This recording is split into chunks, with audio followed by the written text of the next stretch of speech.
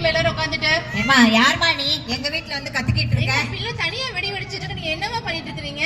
பாவம் இல்லையா? பேரண்டிங் பத்தி என்னன்னே உங்களுக்கு தெரியாதா? ஏமா யார் வீட்டுல வந்து பேரண்டிங் பத்தி சொல்லி தரேன். நான் ஆல்ரெடி பேரண்டிங் கிளாஸ் போய் சர்டிபிகேட் வாங்கி வச்சிருக்கேம்மா. நிறுத்துங்க. என்னப்பா வண்டியை நிறுத்திட்டு வர்றதுக்குள்ளார இந்த ஒரு பிரச்சனையா? இவங்க நீ நினைக்கிற மாதிரி ஆளுங்க இல்ல. Hey Venkatesh, happy Deepavali. Hello Ramani, happy Deepavali. Ramani, நான் சொன்னல பட்டாசு சீட்டு போறேன்னு, அது யாரு? என் ஃப்ரெண்டு வெங்கடேஷ் தான். ஏய் வெங்கடேஷ், யாரா கூட கூட்டு வந்துக்கிறா? ரமணி, இதான் என் வைஃப். எங்களுக்கு போன வாரம் தான் கல்யாணம் ஆச்சு. Love marriage. அப்ப நாங்க கட்டின 10,000 ரூபாய் பட்டாசு சீட்ல தான் வந்து ஹனிமூன் போயிட்டு வந்தேன்னு சொல்லுங்க. ஏமா நிறுத்துமா. ஏமா நீங்க வேற. இதாங்கம்மா உங்களுக்கு பட்டாசு. என்னது 10,000 ரூபாய்க்கு இவ்வளவுதானா? What bro, this is wrong bro. இல்லம்மா, ஏதுல பட்டாசே கிடைக்கல. அதனாலதான் உங்களுக்கு சாஸ்திரத்துக்கு ஒரு பட்டாசு பாக்கெட் வாங்கிட்டு வந்துட்டு, ஏப்பா அந்த தங்கத்தட்டை எடுத்து கொடுமா. தங்கத்தட்டாங்க அம்மா, தங்கத்தட்டா காஃபி போடுமா. எங்க வாங்க உட்காருங்க, தலை தீபாவளி வேற. வாங்க டிஃபன் சாப்பிடலாம்.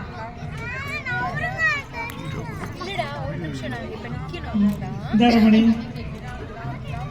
வாங்க டிஃபன் சாப்பிட்டுட்டு போலாம். இல்லைங்க, எங்களுக்கு நிறைய வேலை இருக்கு. நாங்க அடுத்த வீட்டை போய் பார்க்கணும். நன்றி. ஹாப்பி தீபாவளி வெங்கடேஷ்.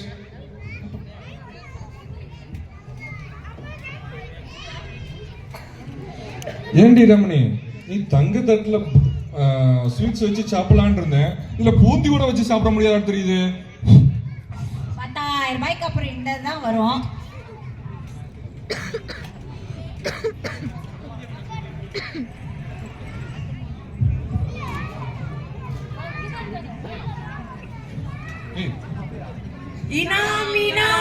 இனாம் குடுங்க, இனாம். பாப்பா இனாம் கேட்டு வந்திருக்காங்க. பாப்பா உட்கார்ற. ஆமா, போயிட்டு அவங்க பொங்கலுக்கு வர சொல்லுங்க.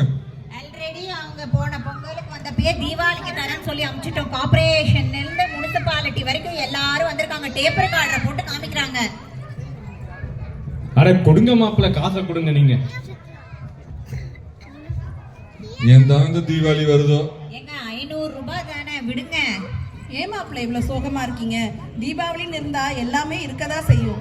இன்பம் துன்பம் கஷ்டம் நஷ்டம் எல்லாமே கலந்தது தானே ஒரு பண்டிகை. நம்மளே இப்படி இருந்தோம்னா நம்ம குழந்தைங்களுக்கு எப்படி நம்ம நல்லா சொல்லி கொடுக்க முடியும்? நேத்தெல்லாம் கஷ்டப்பட்டு முறுக்கு சுட்டிங்க, இப்போ அதை சாப்பிடும் போது நல்லா இருந்துச்சா? கடையில் வாங்கும் போதும் அப்படி இருக்குமா?